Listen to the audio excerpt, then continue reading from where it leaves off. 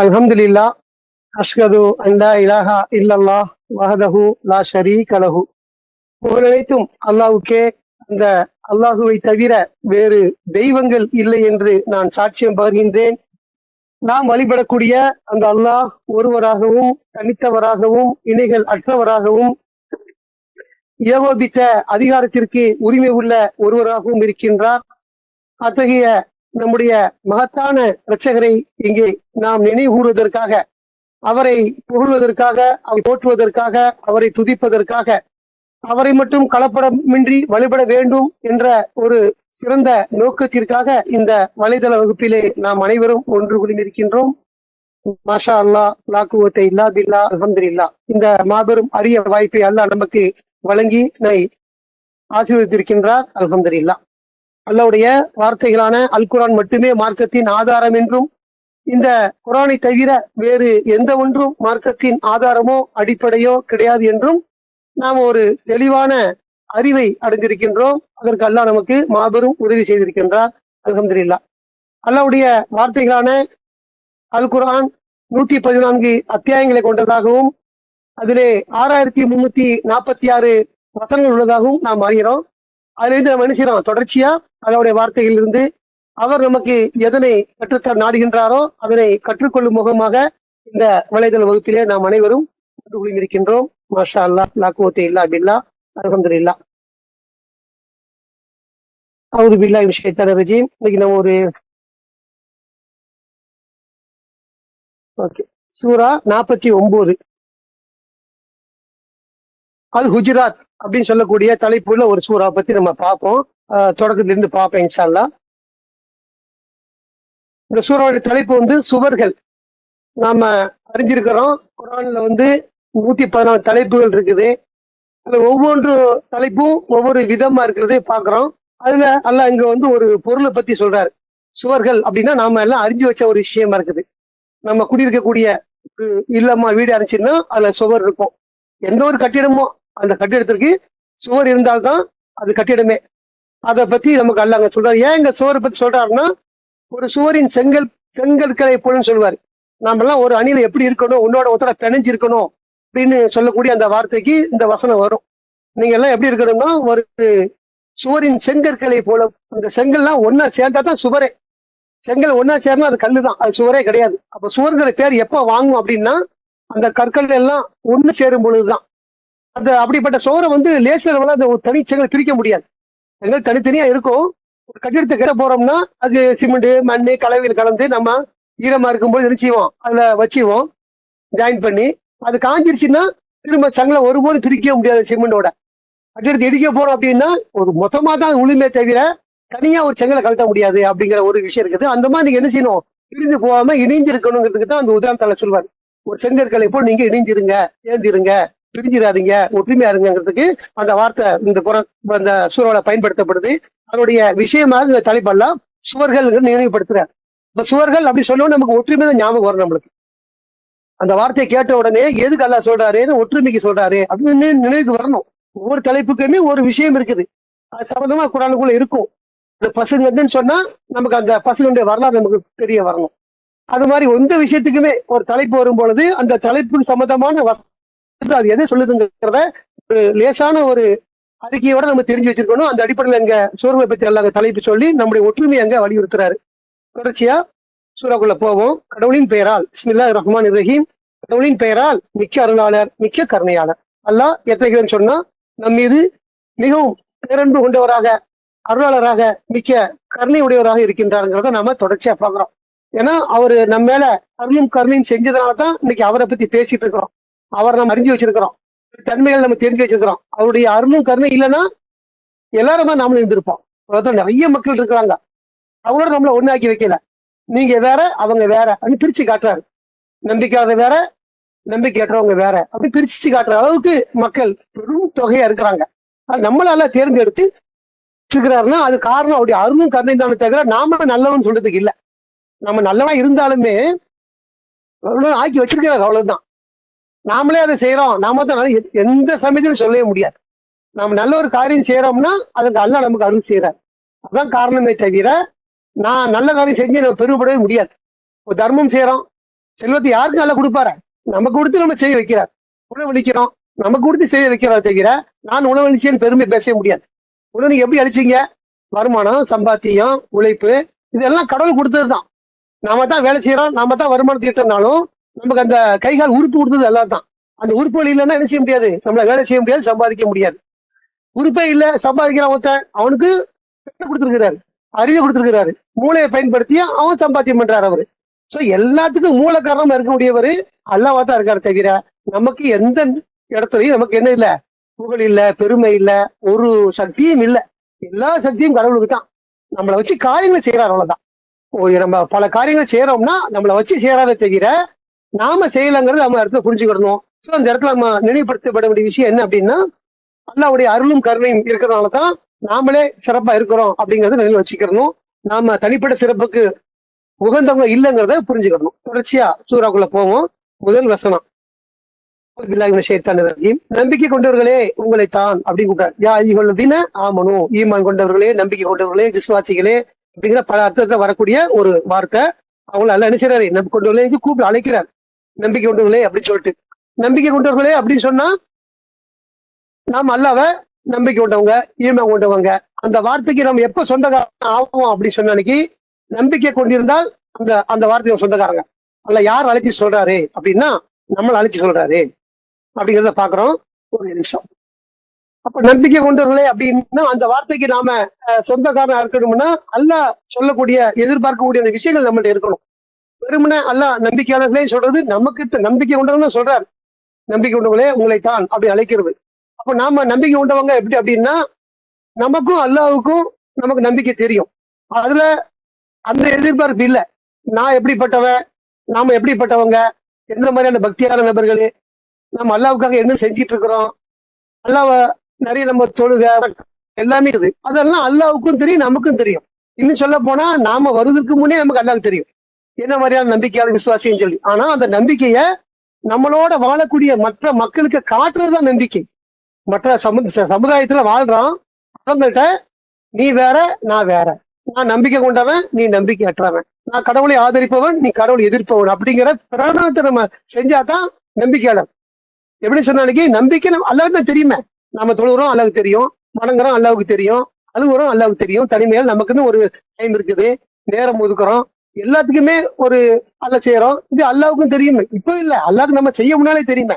அப்ப நாம நம்பிக்கையாளர் இல்லையாங்கிறது முதலே அல்லாஹ்வுக்கு தெரியும். நம்ம நம்பிக்கையாளர்கள் அல்லாஹ்ட்ட காட்டுறதுக்கு இல்ல, நம்ம கூட வாழக்கூடிய மற்ற மனிதர், சக மனிதர் மத்தியில நான் என்ன சொல்றேன், நீங்க என்ன சொல்றீங்க, வித்தியாசம் இருக்குது அப்படிங்கிறத காட்டணும். நான் கடவுளை மட்டும் வழிபடுவன், நீங்கள் இனி வழிபாடு செய்யக்கூடியவங்க. அதுதான் நம்பிக்கையாளருங்கிறதுக்குள்ள அர்த்தமே தவிர உங்களுக்கு மட்டும் தெரிஞ்சா போதும் அப்படிங்கிறது இல்ல. கடவுளை யாருமே தெரியுமே, புதுசா தெரிய வேண்டிய அவசியமே இல்ல. முக்காலமும் தெரிஞ்சவர், இதுக்கப்புறம் நான் என்னவா ஆவங்கிறது அவருக்கு தெரியும். என்னவா இருப்பேன், என்னவா ஆவேன், எல்லாமே அவருக்கு தெரியும். எனக்கு தான் தெரியாது.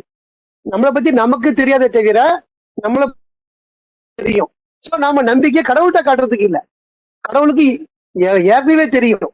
நாம நம்பிக்கையை மற்ற மனிதர்களுக்கு காட்டணும். அதுதான் அலை சொல்லும் போது சொல்றாரு, நம்பிக்கை கொண்டவர்களே உங்களை தான் அப்படின்னு சொல்றாரு. உங்களுடைய அபிப்பிராயங்களை கடவுள் மற்றும் அவருடைய தூதருடைய வற்றிற்கு மேலாக வைக்காதீர்கள் அப்படிங்கிறார். நீங்க நம்பிக்கை இருந்தீங்கன்னா உங்களுடைய அபிப்பிராயங்கள், நம்முடைய கருத்துக்கள் இருக்குல்ல, எது சரி எது தவறு நமக்கு படும். இந்த மாதிரி விஷயங்கள் என்ன செய்யக்கூடாதுன்னா, தூதருடைய அல்லாஹ்வுடைய கடவுள் மற்றும் அவருடைய தூதருடைய வற்றிற்கு, அந்த கருத்துக்கு, அல்லாஹ் மற்றும் தூதருடைய கருத்துக்கு மேலாக வைக்காதீர்கள். அல்லாஹ்வும் அல்லாஹ்வுடைய தூதரும் ஒரு கருத்து இந்த குர்ஆன்ல சொல்லிட்டாங்கன்னா அதுதான் இறுதியானது, தீர்வானது, தீர்க்கமானது, சரியானது. நாமெல்லாம் கண்டுபிடிச்சு சொல்லுவோம், நம்முடைய அறிவை பயன்படுத்தி எது சரி தப்புன்னு கண்டுபிடிச்சு சொல்லுவோம். ஆனா அல்லாஹ் எல்லாம் அறிஞ்சவரு, அவர் தான் அனைத்தினுடைய மூலாதாரமா இருக்கிறாரு, ஞானத்தினுடைய மூலாதாரமா இருக்கிறாரு. அவர் சொல்லக்கூடிய விஷயத்துல நமக்கு என்ன முடிவெடுக்க வேண்டி இருக்குங்க? ஆனா நடக்குது அந்த விஷயங்கள். அல்லாஹ்வும் அல்லாஹ்வுடைய தூதரும் சொல்லக்கூடிய கருத்துக்கு மேலாக நாம இன்னொன்னு சொல்லக்கூடிய மனிதன் இருக்கிறதுனால தான் அது அல்லாஹ் சொல்றாரு. அதை மென்ஷன் பண்ணி அவசியமே இல்லையே. ஒரு நம்பிக்கையாளர் நீங்க இருந்தீங்கன்னா அது நீங்க கட்டுப்படுங்க அப்படிங்கிற. அல்லாஹ்வும் அல்லாஹ்வுடைய தூதருங்கிற ரெண்டு விஷயத்தை அல்லாஹ் பயன்படுறாரு. உங்களுடைய அபிப்பிராயங்களே, நமக்குன்னு ஒரு தனிப்பட்ட கருத்து இருக்கும், அதெல்லாம் நம்ம என்ன செய்யணும், விட்டுட்டு அல்லாஹ் குர்ஆன்ல வேதத்துல சொல்லிட்டாங்களா, அல்லாஹ் தன்னுடைய தூதர் மூலமாக வேதத்துல சொல்லிட்டாங்களான்னு சொல்லிட்டு நம்ம அந்த முடிவுக்கு வரணுமே தவிர அதுக்கு மேல போகக்கூடாதுங்கிறத இங்க நமக்கு அறிவுறுத்துறாரு. உங்களுடைய அபிப்பிராயங்களை அல்லாஹ் மற்றும் தூதர் ரெண்டு விஷயத்தை அல்லாஹ் பயன்படுத்துறாரு. இந்த வசனங்கள் என்ன செய்வாங்க மக்களே, அல்லாஹ் அல்லாவோட தூதர் ரெண்டு கருத்து சொல்லுவாங்க. அல்லாஹ் ஒரு இப்படி சொல்றாங்க, அல்லாவோட தூதர் இன்னொன்னு சொல்றாங்க மாதிரி பேசுவாங்க. ஆனா அல்லாஹ் சொல்றதுதான் தூதர் சொல்லுவாரு தான் நமக்கு நம்பிக்கை. அல்லாஹ் எதை பிரகடனப்படுத்தினாங்களோ அதைத்தான் அல்லாவோட தூதர் பிரகடனப்படுத்துவாங்க. அப்ப அல்லாஹ் சொல்லக்கூடிய விஷயமும் அல்லாவுடைய தூதர் சொல்லக்கூடிய விஷயமும் ரெண்டுமே ஒண்ணுதான். அந்த ஒரு விஷயத்துக்கு கட்டுப்படுவதுதான் அல்லாஹ் அங்க சொல்றார். அதெல்லாம் நமக்கு நேரடியாக நமக்கு சொல்லாம ஒரு தூதர் மூலமாக ஒரு நபியை கொண்டு வேதத்தின் மூலமாக சொல்லாத தவிர நமக்கு நேரடியாக சொல்லப்படவில்லை இல்லையா? இப்போ ஒரு வேதத்தின் மூலமா வரும்பொழுது அது தூதர் இருக்கிறார். அதனால்தான் அந்த வார்த்தையில பயன்படுத்துற அத்திய உள்ளாக அத்திய ரசூல அல்லாஹ் நீங்க கட்டுப்படுங்க, தூதர் கட்டுப்படுங்க. அப்ப அல்லாவும் கட்டுப்படுற தூதர் கட்டுப்படுங்கிறது வெவ்வேறு விஷயமா கண்டிப்பா இல்லை. அல்லாவுக்கு கட்டுப்படுவதுதான் தூதர் கட்டுப்படுவது அப்படின்னா அல்லாஹ் சொன்னதான் தூதர் சொல்லுவாங்க. அந்த அடிப்படையில் அங்க ரெண்டையும் நல்லா பயன்படுத்துறார். அல்லாவுடைய மற்றும் தூதருடைய வெற்றிற்கு அந்த கருத்துக்கு நீங்க நினைச்சாதீங்க, மேலாக உங்களுடைய அபிப்பிராயங்களை வைக்காதீங்க. நம்முடைய அறிவுல கோளாறு இருக்கும், அது நம்ம முடிவு பண்ணியிருப்போம், அது சரி கிடையாது. வேதத்தினுடைய அடிப்படையில் என்ன சொல்லப்படுதோ நம்ம அதைத்தான் செய்யணும். நிறைய நம்ம பாக்குறோம், ஒரு இஸ்லாமிய அடிப்படையிலேயே ஒரு தவாப் செய்யக்கூடிய விஷயம் இருக்குது, வளம் வரக்கூடிய விஷயம் இருக்குது. அதெல்லாம் மற்றவங்க கேலி செய்யக்கூடிய அளவு இருக்குது. என்ன ஒரு கட்டிடத்தை சுத்தி வாரீங்க அப்படிங்கிற மாதிரி. நமக்கு அது அல்லாவுடைய கட்டளை இருக்குது. இவருடைய கேள்விக்கு பதில் சொல்ல முடியுங்கிறதுக்காண்டி நாம அதோட வெளியே போயிடக்கூடாது. சேத்தானு கல்லறிங்க, அது ஒரு வழிமுறை இருக்குது, நம்ம செய்யறோம். கட்சிக்கு போனா சில காரியங்கள் செய்யறோம். தொங்கோட்டம் ஓடுங்க, சபா டு மருவா, அங்க தொங்கோட்டம் ஓடுறோம் அந்த இடத்துல. அப்ப என்ன, இதெல்லாம் ஒரு சடங்கா அல்ல நமக்கு சொல்லியிருக்காரு, நம்ம செய்யறோம். எல்லாம் சொல்றத செய்யறதா நம்முடைய விஷயமே தவிர அங்க அறிவை பயன்படுத்தினா நம்முடைய அபிப்பிராயங்களை அங்க மேல வச்ச மாதிரி அர்த்தம் ஆயிடும். அல்லாஹ் சொல்லியிருக்கிறாரு, தூதர் செஞ்சு காட்டிருக்கிறாரு, அதைத்தான் நம்ம ஆதரிக்கிறீங்க ஒழிய இதெல்லாம் நமக்கு அறிவுக்கு பொருத்தமா இல்லையா? நமக்கு யாராவது அட்வைஸ் பண்ணுவான், யாராவது கேள்வி கேட்பான், சில கேள்விக்கு பதிலாக சொல்ல முடியாம இருக்கும். நமக்கு தேவையில்லை. அல்லாவும் அல்லாவோட தூதரும் சொல்லிட்டாங்களா இந்த குரான்ல, அதான் முடிவு தீர்க்கமானது. நமக்கு ஒரு காலத்துல அது விளங்கும், பின்னால கூட விளங்கும். இப்ப அவனுடைய கேள்விக்கு பதில் சொல்ல முடியலன்னு கூட. ஆனா நம்ம என்ன செய்யணும், இது மாதிரி அவங்களுடைய கேள்விக்கு பதில் சொல்ல முடியாதனால நம்முடைய அபிப்பிராயம் செய்யக்கூடாது, அந்த இடத்துல அப்ளை பண்ணிடக்கூடாது. அது எதுவாக இருந்தாலும் அல்லாஹ் சொல்றது செய்யணுங்கிறத நம்ம முடிவெடுக்கணும். அப்ப நம்முடைய அபிப்பிராயங்களை விட அல்லாவும் அல்லாவோட தூதர் சொன்ன கருத்தின் மீது தான் வைக்கணுங்கிறத அங்க சொல்றாரு. அதுக்கப்புறம் நீங்கள் கடவுள் மீது பக்தி செலுத்த வேண்டும்ங்கிறார். இந்த மாதிரி விஷயங்களை சொல்லிட்டு நீங்க அதை சரியா செஞ்சாதான் பக்தியை செலுத்துறன்னு அர்த்தம். அல்லாவுடைய கருத்துக்கும் தூதருடைய கருத்துக்கும் நாம உட்பட்டா தான், அதை செஞ்சு காட்டினா தான் நாம பக்தி செலுத்துறோம். இல்ல அல்லாவும் தூதர் சொன்னாங்க எனக்கு சரிப்பட்டு வரல, நான் இப்படிதான் செய்வேன்னு ஒரு முடிவு எடுத்தோம்னா அங்க நம்ம பக்தி செலுத்தல. நாம நம்முடைய அகந்தைய உள்ளத்தை தெய்வமாக்கிக்கிட்டோம். வசனம் பாக்குறோம்ல, ஐத்த மணி தகத இலா ஹவு ஹவாங்குவர், அவனுடைய உள்ளத்தை இலாகுவா ஆக்கி கொண்டானே அவனை கவனிச்சீரா, அவனுக்கு போய் நீர் வழக்கறிஞ்சு இருப்பீரான்னு ஒரு கேள்வி கேட்பார். ரெண்டு இடத்துல அந்த வசனம் பாக்குறோம், 43லயும் பாக்குறோம், 25லயும் பாக்குறோம். அங்க வந்து நாம இந்த அபிப்பிராயங்களுக்கு எல்லாம் இவனுடைய கேள்விக்கு பதில் சொல்ல முடிகிறதுனால அறிவுக்கு பொருத்தமா இல்லைங்கிறதுனால என்ன செய்யக்கூடாது, அல்லாஹ் சொன்னதுதான் நமக்கு கட்டளையை தவிர நம்முடைய மனசுக்கு கட்டுப்படக்கூடாதுங்கிறத இந்த இடத்துல நம்ம பாக்குறோம். அப்போ அல்லாஹ் சொல்றதுக்கு செஞ்சாதான் நாம யாரு, பக்தியாளர்னு அர்த்தம். நீங்க பக்தி செலுத்துங்கன்னா இதுக்குதான் கட்டுப்படணும் அப்படிங்கறத இங்க அல்லாஹ் நமக்கு சொல்றாரு. அதை மீறி செஞ்சோம்னா அது பக்தி இல்லைங்கிறத சொல்றாரு. கடவுள் செவியேற்பவர் எல்லாம் அறிந்தவரு அப்படின்னு சொல்றாரு. திரும்ப திரும்ப சொல்லக்கூடிய வார்த்தையா இருக்குது. அல்லாஹ் செவியேற்கக்கூடியவரா இருக்கிறாரு. நாம பேசுறோம், கேட்கிறோம், செவியுறோம், இது ஒரு தன்மையா இருக்குது. இதெல்லாம் நம்ம வந்து ஒரு மிகப்பெரிய விஷயமா இருக்குது. செவியுறுதல் அப்படிங்கிறதே முடியாத நிறைய உயிரினங்கள் இருக்குதுங்க, நம்ம மனிதர்களே இருக்கிறாங்க, குறைபாடு உள்ளவங்க இருக்கிறாங்க, கண் தெரியாதவங்க, காது கேட்காதவங்க சொல்லி. அப்ப நம்ம எல்லாம் ஈஸியா பேசுறோம், ஈஸியா கேட்கிறோமா, அப்படி நமக்கு இதே தெரியல, அவருடைய இது பலமே தெரியல, நம்மளுக்கு இலகுவா கடந்துட்டு போயிட்டு இருக்கோம். செவியுறுதல்ங்கிறது மிகப்பெரிய விஷயம். செவியுற்றாதான் நாம் என்ன செய்ய முடியும், புரிஞ்சு கொள்ளே முடியும். செவியுற்றாதான் ஒரு ஆபத்துல இருந்து நம்ம தற்காத்து கொள்ள முடியும். ஒரு சத்தம் வெடிக்குது, என்ன சத்தம்னு எப்படி ஓடி வெளியே பாக்குறோம், அது கேட்கல நமக்கு தெரியுமா, நம்ம அங்கதான் உட்கார்ந்து இருப்போம். ஒரு கட்டிடம் இஞ்சி உழுது, காது கேட்கலன்னா எப்படி தெரியும் நம்மளுக்கு, அங்கதான் உள்ள உட்கார்ந்து இருப்போம். அப்ப அதெல்லாம் நமக்கு அல்லாஹ் தந்த ஒரு மாபெரும் அற்புடையா இருக்குது. அந்த செவியுறுதல்ங்கிறது அல்லாஹ் நமக்கு சொல்றாரு. அல்லாஹ் அவரு செவி கூட இருக்கிறேங்கிறத சொல்றாரு. இன்னைக்கு கூட ஒரு கேள்வி பார்த்தேன், ஒரு கண் தெரியாத பையன், குருடன், அவங்கள ஒரு கேள்வி கேட்கறாங்க, நீங்க எல்லாம் கனவு காணுவீங்களான்னு ஒரு கேள்வி கேட்கறாங்க. கனவு நம்ம பாக்குறோம், ஏன்னா நமக்கு எல்லாமே தெரியும், இடங்கள் தெரியும், பொருள்கள் தெரியும், படைப்புகள் தெரியும், காலங்கள் எல்லாமே நம்ம பாக்குறோம்ல, பூமி, வானம், கடல் எல்லாமே பாக்குறோம், நமக்கு தெரியுது. அப்ப தெரியக்கூடிய இந்த விஷயம் நமக்கு ரிஃப்ளெக்ஷன் ஆகுது. விஷயங்களை நம்ம கனவுலையும் பார்க்க முடியுது. கண்ணே தெரியல அவனுக்கு எப்படி அது தெரியுங்கிற கேள்வி வருது இல்லையா? அது ஒரு பொதுவான ஒரு மனிதன் கேட்கிறாரு. அப்ப அவங்க சொல்றாங்க, எங்களுக்கு ஓசையை தான் கனவா தெரியுங்கிறாங்க. நாங்க ரோட்ல நடக்கிறோம்னா தட்டி நடக்கிறோம், இதுதான் சாயனம் புரிஞ்சுக்கிறோம்ல.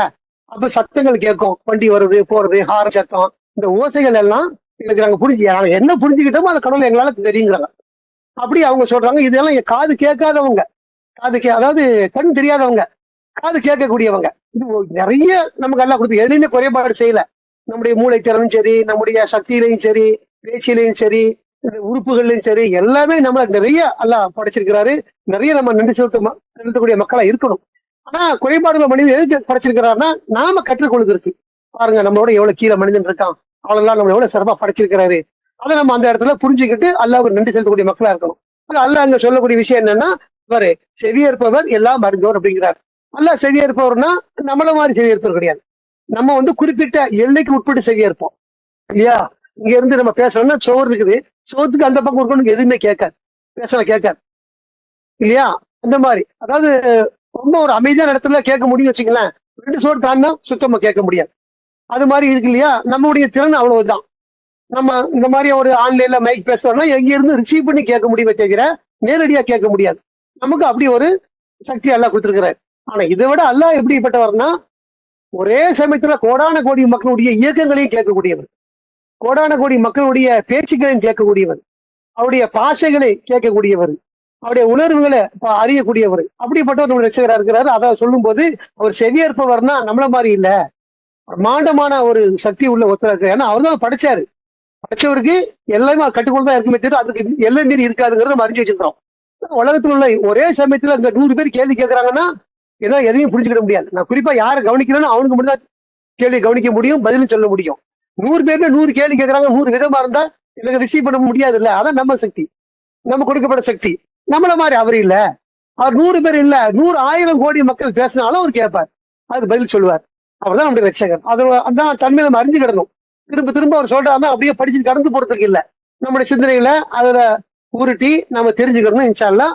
இப்ப அங்க சொல்லும் போது அவரு செவியேற்பவர் எல்லாம் மருத்துவங்கள், எதுவுமே அவர் அறியாமல் இல்லை. நமக்கு தான் மண்ணு கீழே விட்டு இருக்கிறது தெரியாது, அவர் எல்லாமே தெரியும். கடலுக்குள்ள நமக்கு இருட்டு இருந்தா நமக்கு தெரியாது, அவருக்கு எல்லாமே தெரியும். ஆள்கள் இருட்டிலையும் அவர் எல்லாமே தெரியும். அவர் பார்க்கக்கூடிய இருக்கிறார். இருட்டுல நமக்கு தான் பார்வை கிடையாது, கடவுளுக்கு பார்வை உண்டு. அத்தகைய மகத்தானவர் நம்முடைய ரட்சகரா இருக்கிறாரு. அந்த வார்த்தைகளை சொல்லி இந்த முதல் வசனத்தை நிறைவு செய்யறாரு. அடுத்து அது பிள்ளை விஷயத்த நம்பிக்கை உண்டவர்களே உங்களை தான் திரும்பவும் கூப்பிடுறாரு. நம்பிக்கை உண்டவர்களே, அது ஒரு மிகச் சிறப்பான வார்த்தை. நம்மளை பார்த்து அல்லாஹ் ஒரு அழைக்கிறார்னா அது எவ்வளவு பெரிய ஒரு மகத்துவமான ஒரு விஷயமா இருக்குது.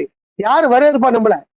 அகிலத்தின் ரட்சகர், பிரம்மாண்டமானவர், பேரறிவாளர், ஞானமுடையவர், ஒட்டுமொத்த உலகத்தினுடைய படைப்பாளர், இந்த பிரபஞ்ச படைப்பாளர், அவர் நம்மளை கூப்பிடுறாருன்னா அது எவ்வளவு பெரிய ஒரு வரப்பிரசாதம் நினைக்கணும். நம்ம கூப்பிட்டு ஒரு அழைச்சி சொல்றது, இன்வைட் பண்றாங்க இல்லைங்க. ஒரு கல்யாணம் காட்சி சொந்த பண்ண கூப்பிடுவாங்க, பெரியாள் கூப்பிட மாட்டாங்க, அறிஞ்ச கூப்பிடும், அறியாத கூப்பிட மாட்டாங்க. ஒரு விஐபி கூப்பிட்டா அது எவ்வளவு நமக்கு ஒரு மகிழ்ச்சியா நம்ம அட்டன் பண்ணுவோம் அந்த விஷயத்த. அவனையெல்லாம் படைச்சவர் கூப்பிடுறாரு நம்பிக்கையாளர்களே அப்படின்னு சொல்லி இன்வைட் பண்றாருன்னா அது எவ்வளவு பெரிய ஒரு வரவேற்புங்கிறது நமக்கு புரிஞ்சுக்கணும். அப்ப யாயுள்ளதையும் ஆமணும் அப்படி சொன்னா அதை லேசா கடந்து போகாம படைச்சவங்க கூப்பிடுறாரு அப்படின்னு நம்ம அதை உணரணும். இப்ப நம்பிக்கை உண்டவங்களே உங்களைத்தான் நபியின் குரலுக்கு மேலாக உங்களுடைய குரல்களை உயர்த்தாதீர்கள் அப்படிங்கிறார். நபியின் குரலுக்கு மேலாக உங்களுடைய குரல்களை உயர்த்தாதீர்கள். இங்க குர்ஆன்ல பாக்குறோம். முதல்ல படிக்கும் போது தூதரை பத்தி சொல்லப்படுச்சு, தூதருடைய கருத்துக்கு மேல சொல்லாதீங்கன்னு சொல்லப்படுச்சு. இப்ப அதே தூதர் அங்க என்ன சொல்றாருன்னா நபிங்கிற வார்த்தையை பயன்படுத்துறாரு. நபியுடைய குரலுக்கு மேலாக அப்படிங்கிற அங்கேயும் சொல்லலாம்ல, அல்ல தூதருடைய குரலுக்கு மேலாகன்னு சொல்லலாம். ஆனா அப்படி சொல்லாம குர்ஆன்ல சில இடங்கள்ல நபிங்கிற வார்த்தை பயன்படுத்தப்பட்டிருக்கு, பல இடங்கள்ல தூதர வார்த்தை பயன்படுத்தப்பட்டிருக்கு. இது நம்ம அறிஞ்ச விஷயமா இருக்குது. ஒரு நீங்குறுதலுக்காக நம்ம சொல்லி கடந்து போவோம். அப்ப நபிங்கிற வார்த்தை எப்ப சொல்லப்படுதுன்னா அப்படி வாழ்ந்த காலத்தில் வார்த்தைகள் மட்டும்தான் நபியா இருக்கும் அப்படிங்கிறத நாம அறிஞ்சிருக்கிறோம். அதுக்கு உதாரணமா 33:56 பாக்குறோம். இன்னல்லாஹ வ மலாயிகத்தஹு யுஸல்லூன அலா நபி யா அய்யுஹல்லதீன ஆமனு யுஸல்லி வஸல்லிமு தஸ்லீமாங்கிற வார்த்தையை பாக்குறோம். அப்ப அந்த இடத்துல நபியை பத்தி அங்க சொல்லப்படுதுங்க. இந்த நபியின் மீது நீங்க என்ன செய்யுங்க, உதவி, அல்லாவும் அல்லாவுடைய மலக்களும் உதவியும் ஆதரவும் செய்யறாங்க, நீங்களும் அவ்வாறே செய்யுங்கிற விஷயத்த அல்லாஹ் சொல்லுவாரு. அப்போ நபி வாழ்ந்த காலத்துல தான் அல்லாவும் அல்லாவுடைய மலக்களும் அதை செய்யறாங்க, நாமளும் அவர் வாழ்ந்த காலத்துல செய்ய முடியும் அப்படின்னு அதை புரிஞ்சுக்கிறோமா இல்லையா? அப்ப அந்த நபிங்கிற வார்த்தை வருது. அதே மாதிரிதான் இங்கேயும் நபியின் குரலுக்கு அப்படிங்கிறார். நபி இருக்கும்போது பயன்படுத்த வேண்டிய ஒரு விஷயம், அவருடைய சத்தத்தை விட அதிகமா சத்தம் போடாம இருக்கிறது. அது எப்படி சொல்ல, நம்ம குடும்பத்திலே பார்ப்போம். குடும்ப தலைவரா இருக்கக்கூடிய நம்ம தாத்தாவா இருப்பாரு, அப்பாவா இருப்பாரு, அல்லது வாப்பாவா இருப்பாங்க. இவங்க எல்லாம் பெரியவங்களா இருக்கும் போது அவங்களுடைய சம்பாத்தியத்தை ஆதரவு தான் மக்கள் கீழே உள்ள இருப்போம். அப்ப அவங்க ஒரு மரியாதைக்குரிய மனிதா இருப்பாரு. நாம என்ன செய்ய மாட்டோம், ரொம்ப ரெஸ்பெக்ட் நடப்போம். நம்முடைய பணிவு எல்லாமே உடல் ரீதியா வெளிப்படுவத. பேசுறது மெதுவா பேசுவோம், நடந்தா மெதுவா நடப்போம், கடந்து போனா அவர் மிஞ்சி பேர மாட்டோம். அவர் நம்முடைய பள்ளிக்கே தொழுக போனா கூட நம்ம ஜமாத்துக்கு போட்டு வேகமா நடக்க மாட்டோம். அவர் முந்தி போறாருன்னா கொஞ்சம் வேகமா தான் போவோம். ஏன்னா அதெல்லாம் இருந்துச்சு ரெஸ்பெக்ட் காலங்கள்ல. இப்ப கொஞ்சம் குறைஞ்சிருக்குது. ஏன்னா எல்லாமே கம்யூனிகேஷன் ஓவர் ஆகி போச்சு. நிறைய அந்த மரியாதை எல்லாம் குறைஞ்சு போச்சுங்கிறது இருக்குது. ஆனா பொதுவாக நம்ம வாழ்க்கையில பார்த்தா நம்ம சொல்றோம், எப்படி நாம அவங்கள்ட்ட பயன்படுத்துறோம், நம்ம அவங்கள்ட்ட நடை உடை பாவனை கூட நம்ம பவ்யமா காட்டிக்கிறோமா இல்லையா? அது மாதிரி தூதரற்றுடைய காலத்துல அது இருந்தது சொல்றாருல்ல. எப்படி அப்படி குரலுக்கு மேல நீங்க உயர்த்தாதீங்க. அது என்னவா கருதப்படுதுன்னா மரியாதை குறைவா கருதப்படுது. ஒரு விஐபி ஒரு முதலமைச்சரா இருக்கிறாரு, இல்ல ஒரு பிரதமரா இருக்கா வச்சுங்களேன், கத்தி பேச முடியுமா? நம்ம உரிமையை கேட்கறதா இருந்தா கூட பவ்யமா தானே பேசுறோம். அந்த இடத்துல ஒரு கோரிக்கை கொடுக்கும் போது எவ்வளவு ரெஸ்பெக்டா கொடுக்குறாங்க. ஏன் அப்படி செய்யறான்?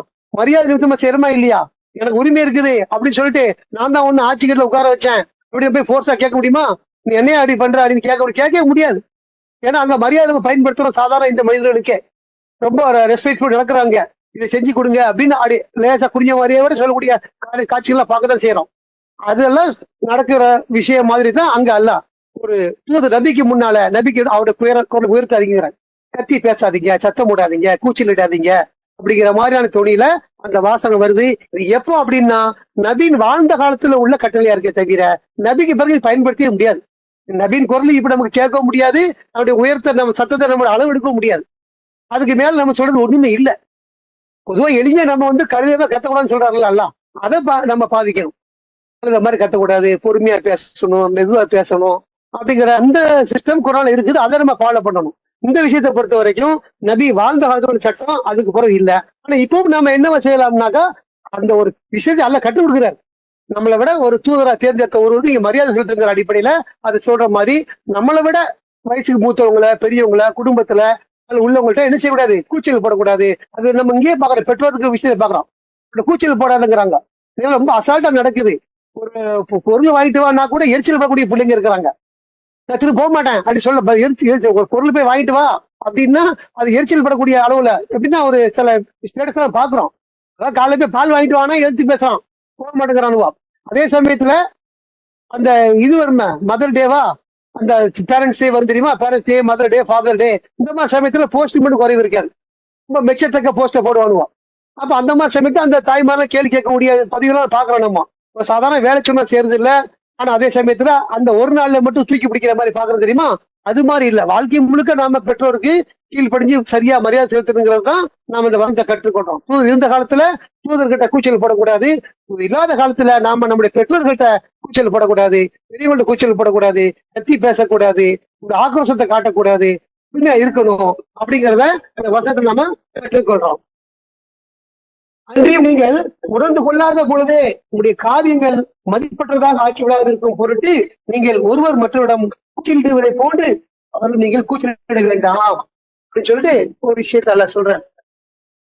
அன்றையும் நீங்கள் உணர்ந்து கொள்ளாத பொழுதே, இந்த வசனத்துல ஒரு பெரிய அறிவியல் இருக்குது, அதை சொல்லி இன்ஷால்லா முடிச்சிருவோம். நீங்கள் உணர்ந்து கொள்ளாத பொழுதே உங்களுடைய காரியங்கள் மதிப்பற்றதாக ஆகிவிடாது இருக்கும் பொருட்டு நீங்கள் ஒருவர் மற்றவரிடம் கூச்சலிடுவதை போன்று நீங்கள் கூச்சலிட வேண்டாம் அப்படிங்கிறார். நான் ஒருத்தருக்கு ஒருத்தர் பேசும்போது, சண்டை போடும்போது கூச்சல் போடுறோம்ல, கருத்துக்கள் பேசும்போது மாற்று கருத்து வந்தா எரிச்சல் படுறது, கோவப்படுறது, எந்திக்கிறது, சண்டை போடுறது, தயாராகிறது, அப்படிலாம் ஒருத்தருக்கு ஒருத்தர் நம்ம செய்யறோம் தெரியுமா? இந்த மாதிரி வேலை அங்க வச்சுக்கிறாதுங்கிற நபிக்கிட்ட அப்படி வச்சுக்கிறாதீங்க. அப்படி உங்களுக்கு ஒருத்தர் ஒருத்தர் நடக்கிற மாதிரி அங்க நடக்காதீங்க, அங்க நீங்க மரியாதை நிமித்தம் நடக்குன்னு சொல்றேன். இதுல என்ன ஒரு சூட்சமம் எல்லாம் சொல்றாருன்னா, நீங்கள் உணர்ந்து கொள்ளாத பொழுதே உங்களுடைய காரியங்கள் மதிப்பட்டதா ஆகிவிடுன்ற. நாம உணர்ந்து கொள்ளாமலே நம்முடைய காரியம் மதிப்பற்றதாக ஆகிவிடாதற்கும் பொருட்டுன்னு என்ன சொல்றாருன்னா, நீங்க கத்தி பேசும்போது, கூச்சலிடும் பொழுது நீங்க உங்களுடைய சொந்த உணர்வை இழந்துட்டீங்கன்னா உங்க காரியம் எந்த மதிப்பு இருக்காதுங்கிற. நீங்க சுமூகமா சாதாரணமா பேசினாதான் அங்க அறிவு வேலை செய்யும். கத்தும் போது அறிவு வேலை செய்யாது. நாம என்ன செய்யறோம் நமக்கே தெரியாம அப்படி செஞ்சோம்னா நம்ம காரியம் கெட்டு போயிருங்கிற விஷயத்தையும் சொல்லித்தரேன். நீங்க ஒருத்தர் மொத்தத்தை கூச்சல் போடுறோமா, அவருக்கு கூச்சல் சிம்பிள் எல்லாம் சொல்லித்தரலாம். அப்படி சொல்லித்தராம ஒரு விஷயத்தோட சொல்ல கவனிச்சு பிடிச்சா தெரியாத, நீங்கள் உணர்ந்து கொள்ளாத பொழுதே உங்களுடைய காரியங்கள் மதிப்பற்றதாக, நமக்கே தெரியாது நம்ம காரியம் என்ன மாதிரி வீணா போகுதுன்னு சொல்லி அப்படி மதிப்பீடு ஆகிவிடாது இருக்கும் பொருட்டு நீங்க ஒருத்தர் கூச்சல் போடுற மாதிரி நீங்க அவர்கிட்ட கூச்சல் போடாதீங்க அப்படிங்கிற ஒரு அறிவியும் எல்லாருமே சொல்லித்தர. இது நம்மளே அறிஞ்சிருக்கிறோம். நம்ம நிதானமா இருந்தா எல்லாத்துலயும் கரெக்டா பண்ணிக்கலாம். கோபமா இருந்தா அறிவு அழிச்சியாது. கத்தி பேசினா சத்தம் போடுறோம், கோபத்துல இருக்கிறது நமக்கு என்ன நமக்கே விளங்காது. ஆனா அப்புறம் என்ன செய்யறோம்? மன்னிப்பு கேட்கிறோம். ஏன் மன்னிப்பு கேட்கிறோம்? நிதானம் இல்ல. நிதானம் இல்லைன்னா அதுதான் நிலைமை வரும். அப்போ நிதானம் இருக்கணும்னா நாம எப்பவுமே ஒரு அமைதியான ஒரு நடுத்தரமான ஒரு விஷயத்தை கடைபிடிக்கணும்னு சொல்றாரு. ஒரு வசனம் பாக்குறோம். ஒரு நடந்தா கூட அமைதியா நடக்கணும், நடுத்தரமானதை கடைபிடிக்கணும். எப்பவுமே எல்லா விஷயத்திலயுமே சரி. நேத்து கூட யாசினி பாய் சொன்னாங்கல்ல, பிரசாத்தோட விஷயம் பேசும் பொழுது என்ன ஒரு சமயத்திலையும் சரி, அதாவது பேட்டி காணும் போதும் சரி, பதில் சொல்லும் போதும் சரி, டிபேட்லயும் சரி, எந்த இடத்துலயும் அவருடைய எமோஷன்ல காட்டல. ரொம்ப எவ்வளவு அழகா பேசுறாரு. ஒரே சீரா எப்படி பேச முடியுதுன்னு கேட்டாங்க தெரியுமா? அந்த விஷயம் தான் இங்க அப்ளை ஆகுது. நாம அப்படி இல்ல. நாம நேரத்துக்கு தகுந்த மாதிரிலாம் நிறம் மாறிட்டே இருக்கோம். நம்முடைய பண்புகள் மோசமாயிட்டு இருக்குது. ஆனா ஒரு தூதருடைய வழிகாடு எப்படி இருக்கு பாருங்க. எல்லா சொல்றது ஈவனா ஒரே மாதிரி கேள்வி கேட்டாலும் சரி, பதில் சொன்னாலும் சரி, இந்த ரியாக்ஷனே இல்ல, கருத்து மட்டும்தான் வெளியே வருதுங்கிறத நாங்க பாருங்க. அதைத்தான் நம்ம தூதருடைய ஒரு வாழ்க்கை முறையா இருக்குது. இங்க அதெல்லாம் நமக்கு சொல்லி கற்றுக் கொடுக்குறேன்.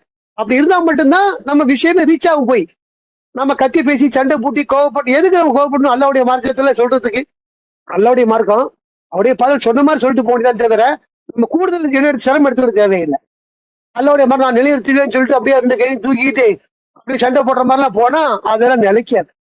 அவர் சொல்ற மாதிரி நம்ம எடுத்தரமா செஞ்சாதான் அதுவே ஸ்ப்ரெட் ஆகும், இதா இருக்கும். ரசம் நீ பாக்குறோம்ல, எங்கேயோ நாடு கடந்து கடல் கடந்து அமெரிக்கா அங்க சொல்லப்பட்ட விஷயம் இன்னைக்கு உலகத்துல எல்லா மூலைகளையும் பரவி இருக்குது. அதுக்கு என்ன காரணம்? அவருடைய அந்த பிரச்சாரத்தினுடைய விஷயத்தை பாக்குறோம், ஒரு தன்மையை பாக்குறோம். அவர் கூட இருந்த ஒருத்தர் ஆப்பிரிக்கா இன்னைக்கு உயிரோடு இருக்கிறார். பேஸ்புக்ல அவர் நம்ம கான்டாக்ட் பண்ணி பேசுறோம்.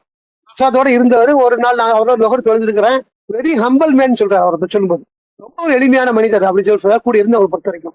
அந்த மாதிரி நாம ரொம்ப எளிமையா ஹம்பலா இருக்கணுங்கிறதெல்லாம் இந்த வார்த்தையில நம்ம கற்றுக்கணும். கூச்சல் படக்கூடாது, கோவப்படக்கூடாது, கத்தக்கூடாது. என்ன நடந்தாலும் சரி கடவுள் நாட்டம் தானே. ஒரு எதுவா நடக்கட்டும், நமக்கு பிடிக்காது நடக்குது, கடவுள் நாட்டம்ங்கிறது சொன்னா திருப்தியா இருக்கும்ல. ஒரு விஷயம் ஒரு இன்வைட் ஒருத்தர் பண்ணல, நாம கலந்து கொள்ளல, எதுக்கு வருத்தம்? கடவுள் நாடாதான் கலந்து கொள்வதில்ல, கடவுள் நாடால கலந்து கொள்ளல, நமக்கு எதுக்கு வருத்தம்? அதுல எதுக்கு சந்தோஷம் இல்லாம இருக்க போறோம்? இல்ல, நம்ம கடவுள் மட்டும் கருத்துக்கு நம்ம முக்கியத்துவம் கொடுத்துட்டா இந்த மாதிரியான ஒரு சின்ன சின்ன விஷயங்கள்லாம் நமக்கு என்னவா இருக்காது, பெரிய கஷ்டத்தை தராது. நமக்கு நம்பிக்கை குறைவா என்ன செய்யறோம்? நாம சொந்தம் குடும்பம் அப்படின்னு நினைச்சு வருத்தப்பட்டா தான் இதெல்லாம் வரும். நமக்கு அதெல்லாம் தாண்டி அல்லாதான் நமக்கு முக்கியம். ஆனா அவனால காப்பாற்ற போறாரு நம்முடைய ஆன்மா காப்பாற்ற போற ஒரே ஒரு அல்லா மட்டும்தான். கூட இருக்கிறவங்க நண்பர்களு உறவுகளு எல்லாருமே தற்காலிகமா அல்லா நாட்டு உதவி செய்யறவங்களை தவிர மற்றபடி அவங்களால அதுவும் அல்லா நாடெல்லாம் செய்ய முடியாது. குடும்பமே இந்த மனைவியோ மக்களோ ரொம்ப பிரியமா இருக்கிறாங்க, ஒருபோது கைவிட மாட்டாங்கிற மாதிரிலாம் விஷயங்கள் இருக்கும். ஆனா நிரந்தரமான அப்படிலாம் கிடையாது. எல்லாமே காட்சிகள் மாறுங்கிற மாதிரி எல்லாமே மாறும்.